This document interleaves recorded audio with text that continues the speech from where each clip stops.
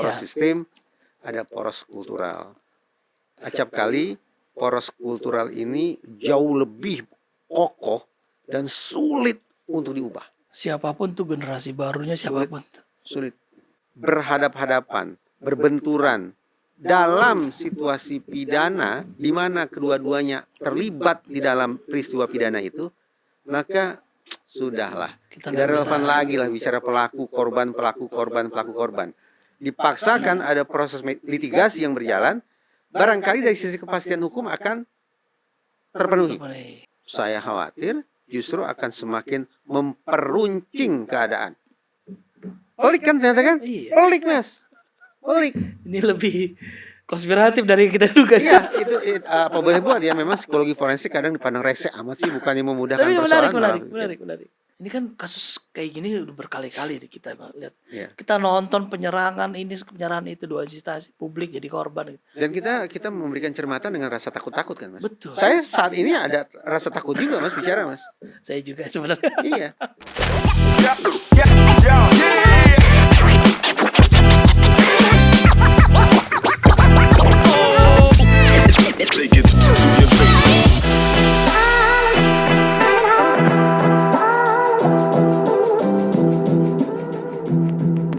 Assalamualaikum warahmatullahi wabarakatuh. Rekan-rekan pers, kita ketemu lagi di program DPO dari Polmas. Kali ini kita kedatangan tamu istimewa, pakar psikologi forensik, Mas Reza Indragiri. Mas Reza, terima kasih sudah hadir di setelah kesibukan puasa segala macam nih. Oke. Kenapa setiap yang hadir di sini disebut sebagai tamu istimewa? Buat saya semua istimewa, Mas Berarti Reza. nggak ada istimewanya dong. Mas Reza, terima kasih. Mas, kita ngobrol beberapa tipis-tipis lah. Kemarin rame, baru saja ya kemarin konferensi pers bersama antara Kapolda Lampung dengan Pangdam Sriwijaya. Soal kasus judi sabung ayam penggerbekan, menewaskan 3 anggota polisi. Gitu.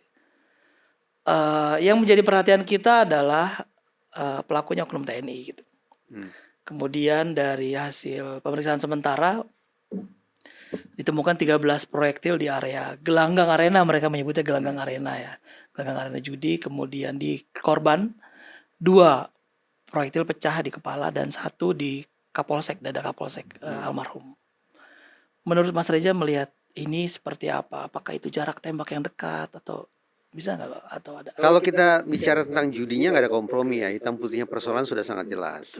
Judi itu kan ada di KUHP 303. Masih ingat kita beberapa waktu lalu ribut soal konsorsium 303? Oh iya. Tapi kemudian raib begitu saja kan? Apa yang saya katakan, kalau judinya udah jelas lah itu salah. Penembakan terhadap personil penegakan hukum, dalam hal ini personil polisi, itu juga salah. Tetapi bagi saya, terus terang yang paling membuat saya penasaran adalah apa yang menyebabkan sampai kemudian 3 personil polisi tewas di lokasi. Di lokasi terjadinya pidana. Apakah baku tembak itu, ataukah ada unsur kecerobohan kah itu, atau ini agak kurang sedap sebetulnya diperbincangkan. Pada waktu-waktu belakangan ini justru ada spekulasi lain bahwa ini barangkali lebih pada gesekan antar 2 oknum-oknum dari 2 institusi yang pada dasarnya sama-sama masuk atau main dalam sebuah bisnis jahat itu. Gitu. Artinya sama-sama membackingi. Sama-sama main lah ya, sama-sama sebetulnya sama-sama melakukan pidana. Tinggal lagi dugaan yang apes siapa gitu ya. Ini adalah salah satu versi ya analisisnya publik yang terus terang juga saya simak. Menjadi suatu hal yang sangat masuk akal. Kenapa? Karena seringkali kita bicara ada personil polisi yang meninggal. Dan di situ juga ada personil TNI, atau sebaliknya ketika di situ ada personil TNI yang meninggal dan di situ juga ada personil Polri, maka kita kan selalu saja sudut pandangnya adalah lagi-lagi seolah ada persoalan yang tidak selesai nih antar kakak adik ini. Ada persoalan masa lalu yang berkepanjangan sampai sekarang, tidak kunjung selesai dan tinggal menunggu waktu saja untuk kemudian sampai meledak di sana, meledak di sini. Menarik nih, sudut pandangnya menarik. Jadi kita mau pakai acuan yang mana nih? Kita mau pakai analisis, kita mau bangun analisis dengan pijakan kronologi yang mana? Saya yang beribu sayang, paling tidak hingga detik ini saya belum tahu bagaimana kronologi peristiwa yang sesungguhnya. Tapi memang dari jumpa pers kemarin baru disebutkan tersangka 1 inisial Z ya, nggak disebutkan itu siapa. Dan dia dari? Nggak disebutkan dari mana. Nah, kemudian juga pemilik lahan, dia sebutnya bukan pemilik lahan, tapi pemilik gelanggang arena itu adalah oknumnya. Oknum dari mana? Oknum TNI berarti maksudnya disebut oknum.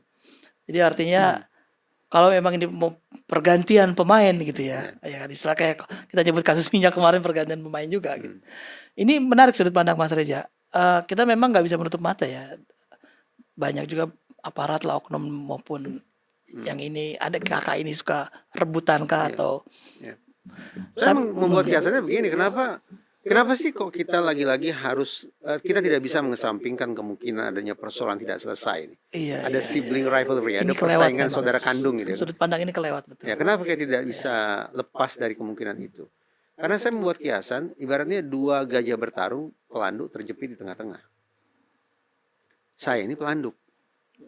Ketika ada dua lembaga negara yang sepatutnya memunculkan rasa tentram, rasa aman di dalam hati saya, tapi justru gontok-gontokan sedemikian rupa. Hei, pelanduk mau bilang apa?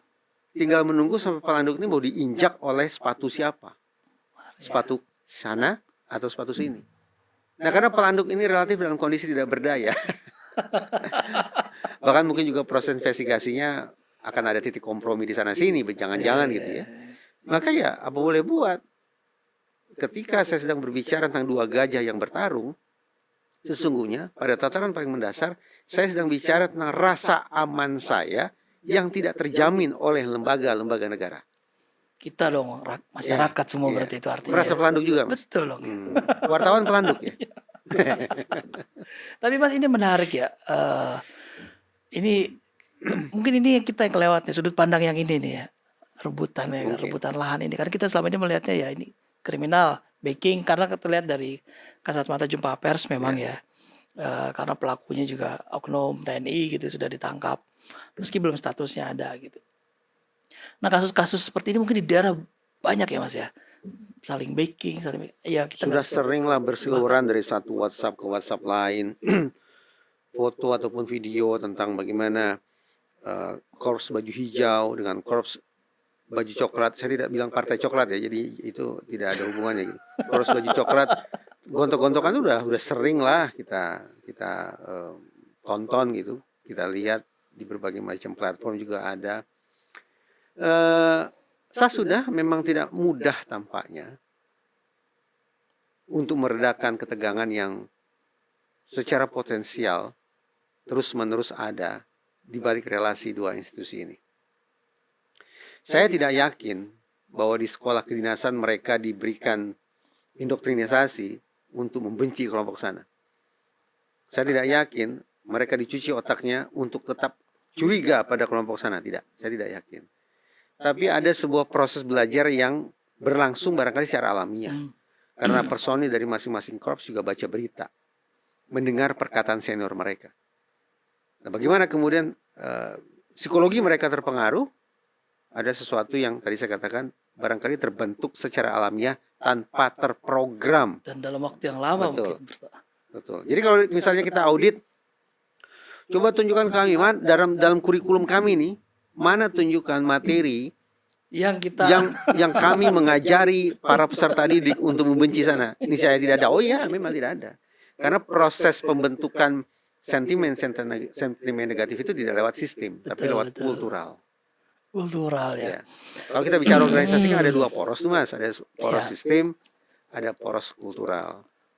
Acap kali poros kultural ini jauh lebih kokoh dan sulit untuk diubah.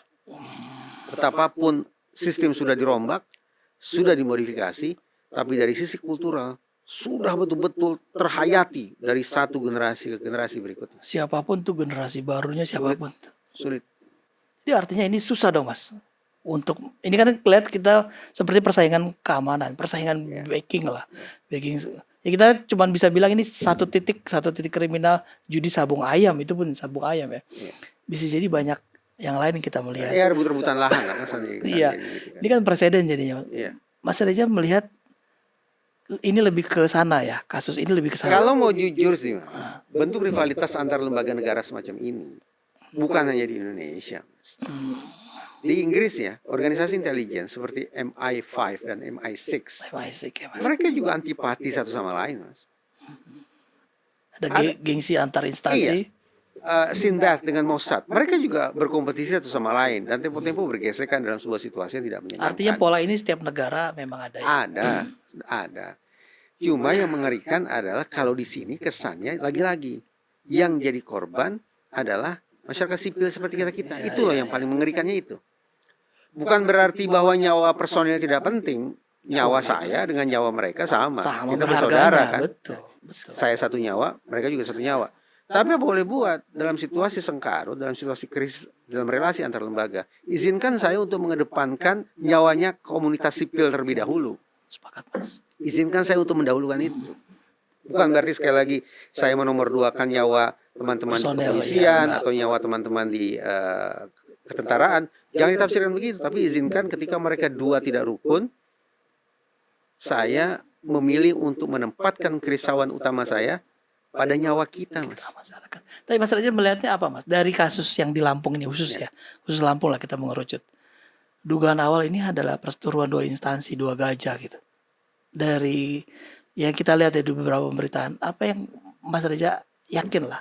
Atau lebih condong ke sana minimal point of view-nya. Andai oknum-oknum dari dua instansi ini rebut-rebutan lahan dalam sebuah bisnis jahat, kan pidana kan ya, sekali lagi pidana, judi itu kan pidana. Andaikan oknum-oknum ini saling bersaing kemudian berbenturan dalam sebuah situasi pidana, ya saya ketawa nih jadinya nih. Tidak relevan lagi, tidak terlalu relevan bagi kita untuk memetakan siapa pelaku siapa korban. Kalau kedua-duanya sekali lagi baku hantam, baku tembak dalam situasi pidana. Mana penegakan hukumnya? Kan tadi saya katakan, apakah ini situasinya pidana atau tidak nih? Apakah kita mau melihat bahwa Polri sedang melakukan operasi penegakan hukum terhadap oknum-oknum TNI yang sedang melakukan pidana? Apakah seperti itu versinya? Kalau iya, maka sudah sepatutnya kita memberikan dukungan kepada Polri. Kalau loh ya, tadi saya katakan kalau. Tapi sekiranya, saya ulangi sekali lagi, oknum-oknum ini berhadap-hadapan, berbenturan dalam situasi pidana di mana kedua-duanya terlibat di dalam peristiwa pidana itu, maka sudahlah, tidak relevan lagi lah bicara pelaku korban. Dipaksakan ada proses litigasi yang berjalan, barangkali dari sisi kepastian hukum akan terpenuhi. Dari sisi kepastian hukum ya, ada yang divonis bersalah kalau terbukti sah dan meyakinkan melakukan pidana. Tapi dari sisi kemanfaatan, bermanfaatkah? Saya khawatir justru akan semakin memperuncing keadaan. Dengan kata lain, kepastian hukum, kemanfaatan hukum, apalagi keadilan tidak serta-merta harmonis. Jadi silakan saja, buka-bukaan silakanlah. Sebetulnya dua pihak ini berada dalam situasi penegakan hukum, atau sebetulnya dua pihak dalam situasi pidana. Kalau konferensi pers kemarin Pak Kapolda Lampung ya Pak Helmi Yahya disebutkan dalam proses penegakan hukum. Jadi memang ada sedikit kronologi yang disampaikan. Penggerbekan sih. Ada info, ada kasus judi di sini, terus masuk ke Kapolsek dan tim jalan ke lokasi. Meski polisi mobil-mobilnya di sebelah sini, pelaku yang sedang berpidana itu mobilnya nggak ngumpet, cuma di bawah pohon-pohon rindang. Di perjalanan menuju ke sini, Mas, saya baca versi lain, Mas. Menarik. Itu makanya saya boleh. nekat untuk membuka spekulasi-spekulasi yang lain. Gitu. Alhasil akan sangat ideal sekiranya dibentuk tim investigasi bersama, Mas. Independen nih berarti. Bukan bersama, bukan independen. Bersama ini gabungan TNI Polri. TNI Polri. Untuk memastikan kedua belah pihak bekerja secara benar, tidak ada salahnya melibatkan representasi sipil. Oke. Masuk tim itu sipil ya. Menarik. Ya, tinggal lagi tim itu sekiranya dibentuk, tujuannya cuma satu, niatnya cuma satu, mencari kebenaran. Sudah itu saja. Karena kebenaran harganya mahal di sini, Mas. Dan pasti cuma satu. Beda dengan kebetulan. Kalau kebetulan bisa banyak. Kebetulan jadi wapres, kebetulan jadi gubernur. Ini hanya omon-omon aja. Ya. Kebenaran cuma satu, Mas. Kalau kebetulan bisa banyak. Kebetulan bisa banyak ya. Tapi Mas, ini kan apa namanya ya? Versi polisi demikian kan, kronologi penegakan hukum lah. Terus ada kemudian kejadian, kemudian ada tembakan segala macam.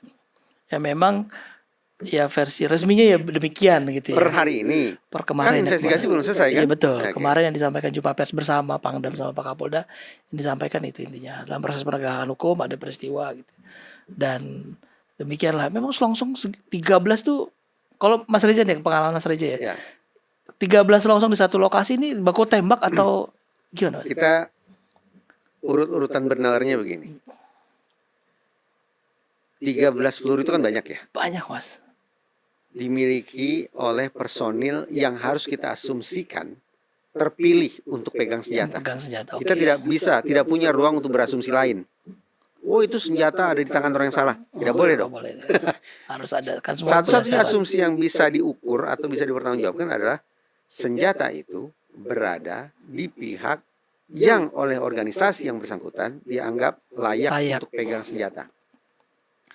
Ketika berhamburan 13 peluru, pertanyaan pertama, itu keluar dari berapa senjata? Disebutkan kemarin 3 jenis senjata. Kenapa ada 3 pertanyaan pertama ini muncul? Berapa senjata? Dengan kata lain, berapa orang yang melakukan penembakan? Maksudnya begini, ada 3 orang dari institusi yang sama, pegang senjata tipe yang sama, melakukan penembakan pada waktu yang sama, tapi secara psikologis mungkin mereka berbeda satu sama lain. Berbedanya di mana? Gini, proses berpikir manusia nih Mas. Ini sebetulnya saya sedang tanda petik nostalgia peristiwa kilometer 50 nih Mas. Oke. Nih. Proses berpikir manusia itu ada 2 jenis. Sebutlah untuk sederhananya tipe 1, tipe 2. Oke. Orang selalu mengatakan yang namanya polisi, yang namanya tentara, ketika mereka mau meletuskan senjata pasti penuh pertimbangan. Sebelum ditarik pelatuk. Betul. Makanya ada istilah peringatan 1, peringatan 2. Iya. Tembakan mengarah ke bagian tubuh yang tidak mematikan, tembakan mengarah ke bagian tubuh yang mematikan. Fatal. Sekali lagi, urut-urutan ini mengirim pesan kepada kita bahwa proses penembakan niscaya didahului oleh proses berpikir yang rasional. Apa maksud rasional? Penuh dengan pertimbangan. Ada lebih dari satu opsi sampai kemudian personil hinggap pada pilihan tertentu. Tarik pelatuk. Jadi, seperti piramid gitu Mas ya. Dari sekian banyak opsi. Itu pilihan terakhir. Betul. Bertahap dan Betul. panjang itu pilihan terakhir. Saya menyanggah asumsi bahwa yang namanya aparat berseragam dalam situasi penembakan selalu pakai pola berpikir 2. Saya menyanggah itu. Kenapa? Tempo-tempo aparat berada dalam situasi kritis, imminent danger, bahaya kasat mata di depan mata. Dalam situasi bahaya kasat mata di depan mata itu ya, tidak mungkin bagi siapapun, jenderal sekalipun, untuk berpikir tipe 2 Mas. Harus berpikir cepat dong. Tepat. Segera. Alhasil, alih-alih mengandalkan rational decision making process, proses pembuatan keputusan yang rasional, yang memilih opsi terbaik dari sekian banyak opsi, yang terjadi adalah mental shortcut, jalan pintas mental. Karena isunya menjadi sangat mendasar, siapa mati duluan. Wah, ngeri. Jadi persoalannya adalah hidup atau mati. Ya. Kan sangat mendasar Mas. Seperti binatang kan, instingnya itu adalah siapa bunuh siapa dalam situasi yang sedemikian kritis. Nah pertanyaan, 13 peluru ini keluar dalam situasi yang memungkinkan mereka berpikir secara rasional, atau 13 peluru itu adalah manifestasi dari sebuah situasi kritis yang tak terhindarkan karena mereka berada dalam situasi hidup atau mati. Jawaban atas pertanyaan ini tidak bisa dipukul rata. Mengingat sekali lagi ada 3 senjata, berarti kita anggap paling sedikit ada 3 orang, berarti ada 3 psikologi yang harus ditelaah satu persatu. Mungkin saja semuanya rasional, mungkin saja semuanya mental shortcut, mungkin saja sebagian rasional, sebagian mental shortcut. Bagaimana coba memastikannya?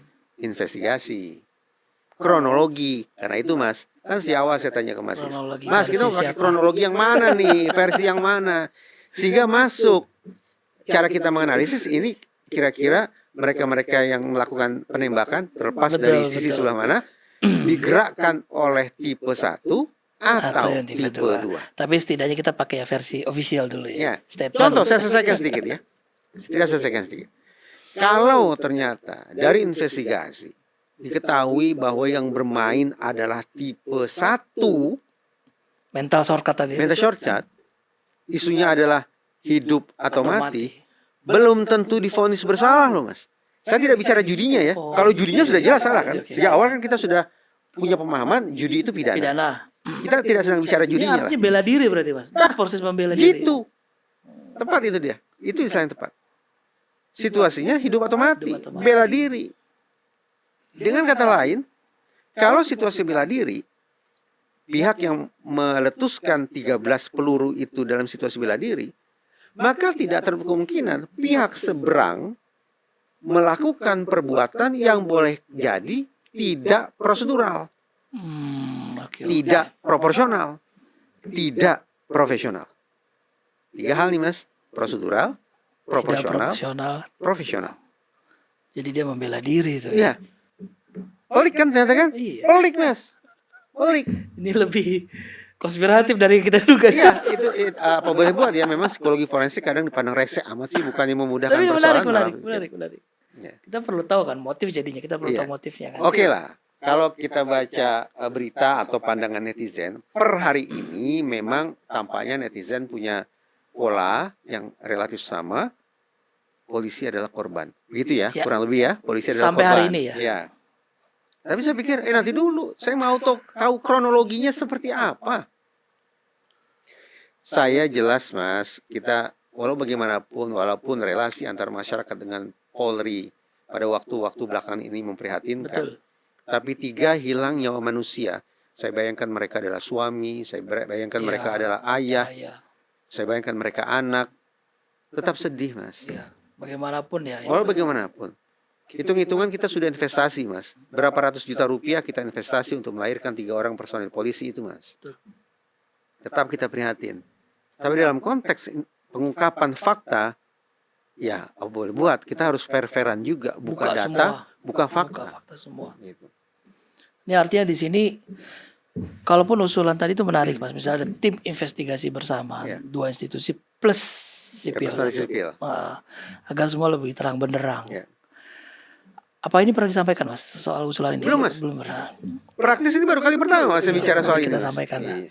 Karena ini kan kita juga publik butuh tahu ya. Iya, Jangan-jangan ini bukan dalam proses penegakan hukum tadi di sana.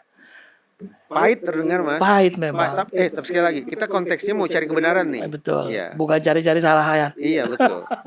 Maka ya izinkan kita untuk kemudian berpikir dan berdiskusi tentang opsi-opsi yang bisa terjadi, kemungkinan-kemungkinan bisa berlangsung di lapangan pada saat itu. Tapi dugaan awal memang versi polisi penegakan hukum ya. Iya. Kita masih Iya. di luar informasi yang lain. Per Tapi hari ini. Per hari ini. Dan catatan investigasi belum selesai. Belum selesai. Mas, tapi Mas kasus sejenis ini yang pernah Mas Reza lihat ya. Iya. Kemudian memang akhirnya ya itu tadi ada persaingan. Hmm. Pernah terjadi Mas yang Mas Reza lihat di kasus di mana ada. Sering Mas, sering. Udahlah nggak usah kita tutupi. Sering Mas, sering. Gitu. Itu sebenarnya tadi saya katakan, bagaimana ya? Formula apa yang bisa kita letakkan di atas meja Masalah untuk mengatasi masalah kultur ini? tadi Masalah ya. kultur ini Mas, bukan masalah sistem. Kalau masalah sistem, Polri sudah dikeluarkan dari ABRI, masing-masing sudah punya undang-undang sendiri. Betul. TNI undang-undangnya sudah direvisi. Barusan mungkin diketok sebentar tadi pagi. Polri mungkin sebentar lagi. Itu bicara sistem Mas. Artinya upaya secara Iya. Kalau bicara kultur susah memang. Kalau kita bicara individu per individu, berarti kita bicara psikologinya. Kalau bicara organisasinya, berarti kita bicara kulturnya. Tidak kasat mata, tapi pengaruhnya terhadap pembentukan perilaku manusia amat sangat real. Tapi Mas pasti ada solusinya toh. Kira-kira bisa, dan juga nggak instan juga solusinya ini pasti soal kultur. Ya. Panjang proses dan butuh waktu mungkin lebih dari 1 dekade. Upaya ke arah sana saya pikir sudah berlangsung. Nah, perlu tuh upaya Mas. Upaya Seperti misal, kira-kira apa? Sepengetahuan saya di tingkat akademi, di tingkat pendidikan juga ada itu pelajaran-pelajaran yang mengharuskan mereka untuk gabung. Lebih bonding dengan Iya, institusi lain ya. Jadi memang ada di kurikulum gitu ya. ada. Hmm. Tapi ya di tempat pendidikan hanya berapa lama sih Mas? Tapi artinya secara sistem itu disadari berarti dari instansi lah ya, diakui, ada soal ada itu. persoalan yang belum selesai Ya di antara artinya kita ini. toh itu dimasukkan ke kurikulum berarti disadari ada persoalan itu di luar. Persoalan kultur tadi ya. Betul. Oh, berarti upaya itu udah ada Mas ya. Ada. Tapi memang butuh waktu panjang mungkin ya. Dan mungkin butuh kepemimpinan yang kuat, Mas. Kepemimpinan nasional kita, kepemimpinan Eh, masing-masing. proses waktu itu tidak sebentar ya. Betul. Gejolak bisa terjadi kapanpun. Tapi selama ada pemimpin yang kuat, maka potensi gejolak itu diharapkan bisa diredam. Mungkin tidak hilang, tapi diredam, Diredam. tidak meledak. Contoh, zaman Presiden Soeharto, pernah tidak kita dengar antara TNI dan Polri berbenturan? Sepertinya tidak pernah, tuh, Mas. Jarang ya. Iya. Itu nggak ada atau diredam berarti? Saya tidak tahu, Mas. Tapi intinya kita bisa menangkap kesan paling tidak kepemimpinan yang kuat turut berpengaruh terhadap warna-warni relasi dua lembaga tersebut. Benar-benar. Gitu. Kalau lihat menurut saya. Mas Reza kepemimpinan sekarang ada upaya untuk itu nggak? Artinya meredam itulah. Kita berapa kali gesekan. Bahkan kemarin terakhir di Aceh juga ada oknum TNI. Saya tidak tahu, Mas ya. Saya tidak tahu, Mas. Mungkin masih terlalu dini. Iya, ini bahasa diplomatis nih. Terlalu dini bagi saya untuk mencoba menarik simpulan sementara. Ya. Kira-kira Presiden Prabowo punya tidak pemikiran tentang menyelesaikan persoalan yang tampaknya belum selesai antara institusi TNI dan institusi Polri. Dan persoalan berlarut-larut ini. Berapa kali kita terakhir dengar ada penyerangan malah, penyerangan markas polisi, penyerangan ini, penyerangan itu. Di salah satu provinsi di Sumatera, saya pernah ke sana sekian tahun silam, Mas. Kebetulan saya datang ke sana dalam sebuah tugas dari salah satu institusi. Tidak saya sebut lah ya. Dari salah satu dari dua lembaga tersebut. Oke, gitu. oke. Apa yang saya tangkap, Mas? Ini eksplisit dari mereka. Dari personil yang menemani saya. Kami sudah dalam posisi siap setiap saat untuk kemungkinan terjadinya benturan. Saking seringnya di situ ada benturan. Tidak usah saya sebutkan, nanti kesannya saya memanas-manasi. Mudah-mudahan semua tentram. Itu cerita yang saya dengar, Langsung, hasil ya. penglihatan yang saya amati sekian tahun lalu. Mereka udah dalam posisi siap, Mas. Ayo, Iya, kapanpun kami siap. Ngeri Ayo, juga, kapan coba? itu bisa meledak kapan aja berarti. Jelas. Kapanpun. Apapun pemicunya, misalnya ada gesekan di jalan raya itu bisa. Dalam psikologi, kalau kita bicara sebab musabab itu ada 3 lapis, Mas. Faktor pemicu, faktor pengondisian, dan faktor trauma. Jadi kalau kita pakai bahasa klinis, faktor apa sih sebetulnya akar yang menyebabkan terlukanya dua pihak itu apa sih? Sebutlah itu faktor trauma. Dendam mendalam itu. Betul, nah itu. Kemudian faktor pengondisian, yaitu dari masa ke masa, dari waktu ke waktu, mereka terkondisi untuk memperkuat efek trauma itu, atau terkondisi untuk meredakan trauma itu. Ini penting di level pengondisian ini penting ya. Dan pemicu. Pemicunya boleh jadi sepele, kita garu-garu kepala. Kok bisa sih hanya gara-gara judi misalnya ini? Apa susahnya 50-50 gitu? Ganti-gantian lah gitu. Ini ya, obrolan aneh nih ya. Obrolan aneh nih. Udahlah ganti-gantian kita ya. Rolling. Sebenarnya ini solusi ya. Solusi gitu ya. Ya, apa boleh buat menyelesaikan faktor, mengatasi faktor pengondisian susah. Mengatasi faktor trauma lebih susah lagi. Maka yang paling bisa dilakukan untuk tempo singkat apa? Mengatasi faktor pemicu. Artinya di faktor pengondisian sudah bisa ditangani lagi, Mas. Karena butuh waktu, Mas. Itu kayaknya makanya harus dicek dulu. Dari masa ke masa, dari waktu ke waktu, dari generasi ke generasi, para personil ini terkondisi untuk memperkuat sakit hati mereka itu, atau terkondisi untuk berukun-rukun atau sebaliknya ya. Kelihatannya yang terjadi di kita untuk faktor yang kedua itu seperti apa, Mas? Pahitnya bahwa peristiwa semacam ini terjadi lagi dengan skala yang bervariasi, mengindikasikan paling tidak pengondisiannya, faktor pengondisiannya atau conditioning faktornya adalah memang mengarah pada penguatan. Pelestarian, pewarisan. Doktrin dong. Sadar tidak sadar, sengaja tidak sengaja. Ini artinya yang tadi Mas Reza bilang satu-satunya bisa diatasi di pemicunya tadi. Paling tidak itu. Ya udah bagi-bagi bisnisnya aja diatasi. Lahanmu di sana, lahanmu di sini. Sepanjang nggak ada berebutan lahan, pengondisiannya ya mudah-mudahan jadi positif. Iya. Traumanya teratasi? Sesungguhnya tidak. Tapi udahlah, lupakan dendam sejarah itu. Dan lupakan luka historis itu, katakanlah demikian. Kalau ada ya, kalau ada. Jadi mengurangi pemicu itu ya. Ya kalau Pemicu kita di- ingin cepat, yang paling realistis memang fokus hanya pada faktor pemicu. Jadi cari Hanya win-win. Pak. Meski Iya. ini agak ini ya. Ya sangat di permukaan ya. Iya. Mengubah susunan DNA kan susah mas. Gitu. Tapi ini menarik mas. Memang sebegitu ininya ya, peliknya kasus antara dua instansi ini ya. Kalau kita lihat, ya ini kita anggap misalnya pakai POV-nya Mas Reza yang kasus Lampung ini ya, rebutan lahan. Ya. Ini kan mengerikan sekali buat publik mas. Terutama buat warga Lampung lah. Ada, kita nggak tahu berapa nilai judi sabung ayam di sana gitu.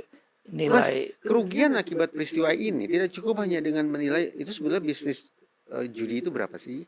kemarin sempat disebut ada yang disita 22 juta sekian lah mungkin. Tambah lagi, itu peluru yang keluar berapa rupiah kira-kira? Oke. Tambah lagi, itu 3 orang personil Polri yang meninggal dunia itu kalau kita angkakan kira-kira kita kehilangan berapa? Lossnya berapa ini? Tambah lagi, rasa aman masyarakat tercederai, Iya. itu bagaimana mengangkakannya?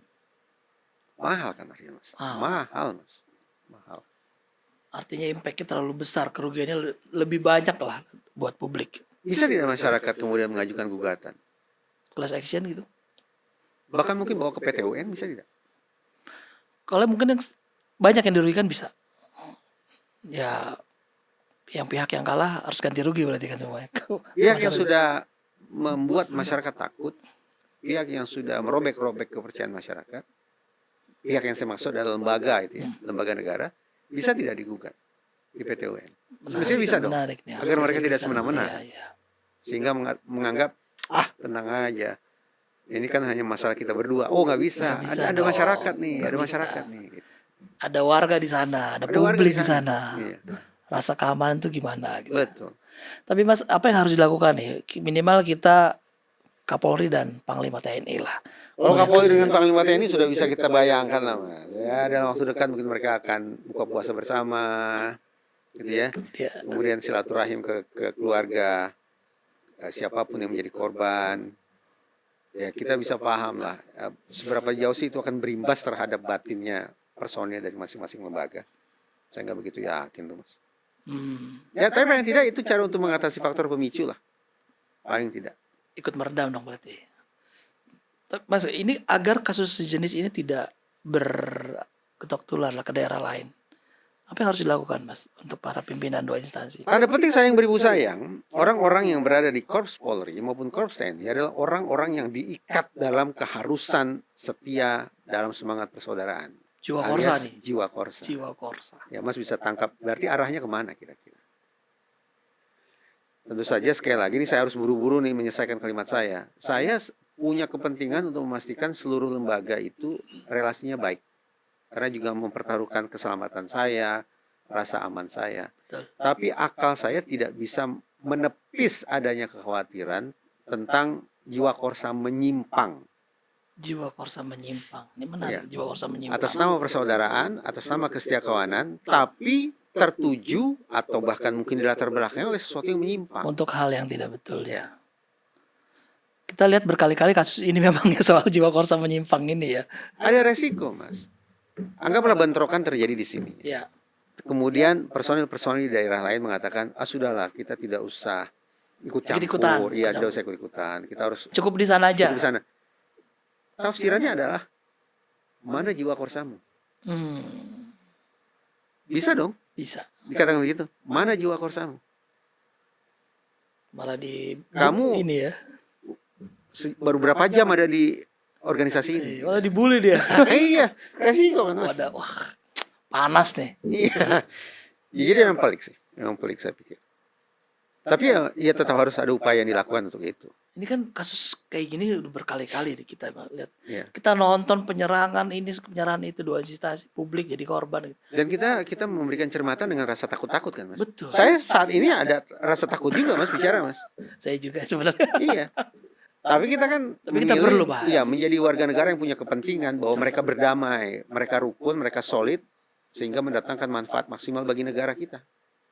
Kita jadi bicara tidak dalam konteks sebatas oh ini ada rebut-rebutan lahan. Sesungguhnya tidak itu. Kita sedang bicara dalam konteks kenegaraan. Bagaimana lembaga-lembaga negara bisa bekerja secara maksimal. Iya, Kan belum lama mereka ke Magelang. Iya kan? Iya. Ke Magelang tujuannya apa? Retreat tujuannya apa? Supaya kompak, paham visi misi presiden, semua solid, satu tujuan, satu arah. kompatibel, Betul. bisa saling menemukan kita kira-kira bersinergi di sisi Di sebelah mana? mana. Tapi ini kan merupakan potret yang seolah-olah saya yakin tidak ada keinginan bahwa hari ini efek retreat Magelang sudah pudar. Kan tidak begitu semestinya. Menarik nih. Efek retreat Magelang sudah pudarnya menarik nih. Hmm. Tapi Mas Ini kita keluar. indikator Loh. Sekian banyak pejabat negara ini sudah dibawa ke Magelang agar paham ini itu segala macam. Tapi dalam waktu sekian hari, sekian minggu, sekian bulan sejak retreat berakhir, ada yang tidak perform. Berarti efek retreatnya tidak ada pada mereka-mereka yang di reshuffle itu. Nggak lama setelah itu memang reshuffle baru sekali terjadi. Baru sekali. Menteri Pendidikan. Saya katakan ini karena kan masyarakat tidak sedikit, Mas, yang ingin ini diganti, ini Ya, diganti, ya, ya. ini diganti. Tapi kok pemerintah Presiden Prabowo tidak kunjung mengganti ya? Gitu. Ya kan menjadi pertaruhan juga, Mas. Apakah waktunya nggak terlalu singkat, Mas? Ini baru Makanya tadi kita, saya ya. memilih mengatakan ya sepertinya agak prematur juga kalau Betul. kita menjadi terlalu mudah memberikan penilaian terhadap banyak hal. Gitu. Tapi salah satu yang diakomodir ya reshuffle kemarin ya, Menteri Prof. Satrio gitu ya, diganti gitu kan Menteri Pendidikan. Saya tidak tahu, Mas. Sebenarnya Berangkat dari reshuffle kasus demo di, ya salah satu menteri yang mungkin gagal salah satunya. demo. Ya mungkin itu satu ya, salah satunya gagal. Akhirnya ditegur PRT di demo sama ASN di bawahnya gitu ya. Tapi jarang-jarang lihat menteri dihadang karyawannya sendiri, PNS-nya sendiri gitu. Iya. Tapi kita nggak tahu di luar itu memang banyak kasus-kasus informasi lain lah soal Pak Menteri ini. Tapi Mas melihat soal bonding lah instansi kita gitu, pejabat kita kepala daerah. Memang kita nggak bisa lihat efektif nggak efektif ya. Tapi setidaknya mungkin ini terobosan baru kali. Kita juga belum bisa lihat hasilnya secara utuh. Kalau kita bilang terlalu dini atau enggak. Tapi buat aparat keamanan, kemarin kita nggak lihat sih di retreat Magelang aparat keamanan itu lebih kepada panitia jatuhnya bukan peserta ya. Nggak tahu sih. Karena Nggak tahu. panitia kan Kementerian Dalam Negeri dan Lemhanas. Gitu. Kapolri, Panglima TNI ikut tidak? Itu ke sana sebenarnya berangkat semua. Kapolda ikut tidak? Tidak ya? Enggak apa saya. Kemarin kan cuma kepala daerah ya. Mungkin retreat yang pejabat pertama Kapolri sama Panglima ikut nggak ya? Agak lupa deh selain menteri-menteri gitu. Tapi Mas melihat kasus ini yang kalau itu benar ya kasus Lampung ya dugaan sudut pandang lain soal perebutan lahan Mas. Ini seperti rahasia umum di mata publik kan. Iya. Satu backing ini, satu backing. Belum ada ormas lagi juga backing tempat lain gitu kan. Tambah pelik. Apa yang harus dilakukan keputusan tegas dari pemimpin nasional kita lah Mas. Bisa langsung ke bawah. Ini begini ada direction khusus. Kalian masalah kultural Mas Rizal. Jujur ini pertanyaannya susah sekali Mas untuk saya jawab Mas. Saya tidak tahu Mas. Ya tadi saya mungkin hanya saya bisa ulangi bahwa ya sudah paling tidak untuk tidak ada lagi baku tembak. Jadi targetnya itu ya. Damai tapi damai yang negatif, bukan damai yang positif. Saya memaknai damai positif ada damai yang konstruktif yang memungkinkan orang untuk beraktivitas secara produktif. Kalau damai yang negatif adalah membuat tidak ada baku tembak, tidak ada benturan, tapi sesungguhnya orang tidak beraktivitas. Paham ya Mas perbedaannya? Tidak beraktivitas berarti Memilih untuk di rumah saja. oh artinya masih was-was kita ya. Itu was-waskah itu, apatiskah itu dan seterusnya. Jadi bedakan antara damai yang positif yang mendorong orang untuk kemudian beraktivitas secara produktif ataukah damai yang negatif sebatas tidak ada aktivitas. Masa COVID-19 pandemi damai kan? Apakah positif? Tidak kan? Negatif. Harus semua orang memilih untuk di rumah. Memang situasi damai, tingkat kriminalitas turun, kecelakaan lalu lintas turun. Ya wajar. Kemacetan berkurang gitu. Kemacetan berkurang. Orang pada Tapi gitu. sesungguhnya ada negatif karena orang tidak berani beraktivitas. Produktif pula. Tidak produktif kan? Ya. Nah, terkait dengan situasi Lampung, tampaknya yang paling memungkinkan adalah berpikir dalam tempo cepat bagaimana kita menciptakan damai walaupun damai yang negatif. Artinya Menghentikan adanya benturan susulan, menghentikan adanya letusan atau baku tembak berikutnya. Itu dulu targetnya. tapi kasus Lampung ini memang berpotensi bisa ke daerah lain, Mas. Tadi saya katakan ada ikatan jiwa korsa. Ya mungkin juga mereka merasa terluka lah. Masa saudara saya nih sejak 0 kilometer, satu asrama, satu barak, satu pancuran air, satu medan laga, satu situasi Ya, kritis. Sekarang dia meninggal dunia. Perasaan terluka itu mungkin ada. berat itu berat. Apalagi orang kita kenal ya. Tapi juga jangan lupa, dua lembaga ini kan dua lembaga yang sangat hierarkis ya. Saya bayangkan orang nomor satu di masing-masing lembaga ketika memberikan perintah, pulang kalian, ya pulang. Tapi apakah persoalan selesai? Lain lagi. Iya, lain Tapi lagi. pokoknya perintahkan pulang. Itu aja dulu. Ini damai Pahami maksud damai saya, ya? negatif nih berarti masuk ya. Paling tidak itulah. Soalnya meredam. Paling Meredam tidak tidak ada benturan. Iya. Tidak ada baku tembak lah kalau langsung di lokasi. Lalu bisik-bisik. Mulai sekarang kalau patroli malam pastikan bertiga ya. Jangan lupa bagi dua ya. Mas Reza, ini menarik sekali bincang-bincangnya Mas. Mas terakhir nih Mas. Ini kayaknya udah panjang juga tadi. Udah berapa menit? 20 menit. Oh Mas. Mas terakhir Mas, imbauan yang menenangkan lah buat kita masyarakat sipil, kita warga biasa Ya. di tengah dugaan-dugaan lain lah dari kasus Lampung. Kita tidak bisa menutup mata. Dugaan itu bisa jadi ada gitu ya. Meskipun kronologi versi polisi resminya tidak demikian. Kira-kira apa Mas Reza? Mungkin hanya pertanyaan jadi Mas. Pak Kapolri yang saya hormati, Pak Panglima TNI yang budiman, tolong dong berikan jaminan ke masyarakat. Keluarkan pernyataan bahwa masyarakat tetap bisa beraktivitas. Polri, TNI akan tetap bekerja secara profesional, membuat masyarakat merasa tentram, kedaulatan kita terjaga dan seterusnya. Jadi tidak usah khawatir. Mungkin itu dulu deh. Sebagai pesan yang nyata bahwa masalah ini tidak semata-mata kita potret sebagai gontok-gontokan antara coklat dan hijau. Ada pelanduk yang punya kepentingan jauh lebih besar yang harus dipikirkan oleh dua lembaga tersebut. Betul. Ya, tolong kirimkan kesadaran akan hal itu dengan membuat pernyataan seperti yang saya usulkan barusan. Kirim pesan buat kita-kita. Iya. Betapa luhurnya kalau kemudian mengatakan begini. Kapolri Panglima TNI mengatakan investigasi belum selesai. Tapi apapun itu kami meminta maaf.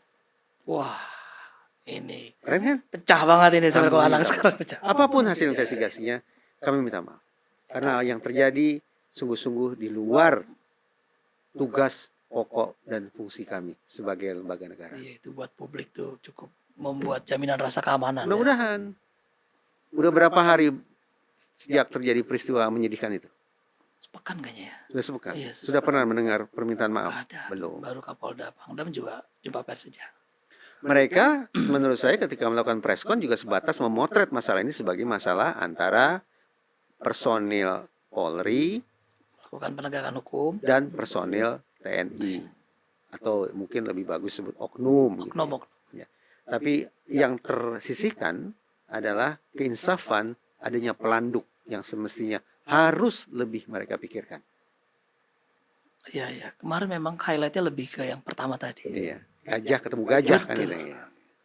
Mas Reza, terima kasih sudah ngobrol-ngobrol di Terima bulan kasih, Mas puasa, sudah datang studio jauh-jauh. Terima kasih juga buat rekan-rekan pers yang sudah nonton. Jangan lupa like, subscribe, share YouTube channel kami di Nusantara TV dan ntvnews.id. Terima kasih dari kami, tim DPO izin pamit. Wassalamualaikum warahmatullahi wabarakatuh. Waalaikumsalam.